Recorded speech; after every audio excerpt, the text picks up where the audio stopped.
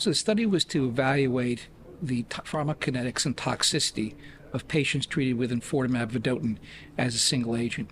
We took data, or pooled data, from several different clinical trials, EV-101, 201, and 301. 301 was the trial that Enfortumab was approved for patients who had received prior immune therapy and prior chemotherapy.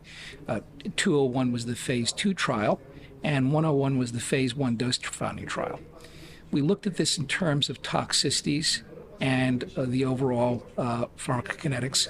We drew drug levels in the first 2 cycles. And what we found was that the important thing is to go with full dose at the beginning of treatment. So within the first 2 cycles, you want to administer full doses of Enfortumab.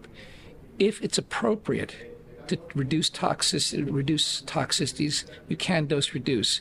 It has less of an effect if we dose reduce after that initial period, rather than dose reducing and starting at, let's say, for example, 1 milligram per kilogram, rather than the recommended 1.25 milligrams per kilogram. We also analyzed the data in terms of the onset of toxicities.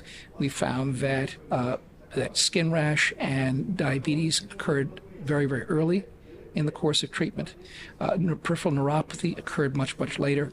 And if we look at the ability to achieve full doses in patients who are responding, that was basically about 7 months after the initiation of treatment. Half of patients stayed on full dose.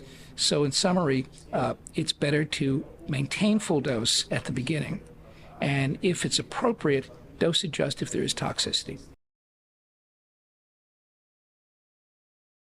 Well, I think what some of the things that are being looked at or being planned are, of course, is there any difference when you combine Enfortumab with pembrolizumab?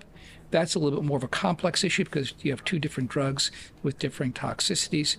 And so I think that the important thing to know is that what's the minimal effective dose of Enfortumab. We see here that it's important that we give full dose at the beginning. And again, I think that there are future studies looking at other combinations and looking at the pharmacokinetics in terms of toxicity management.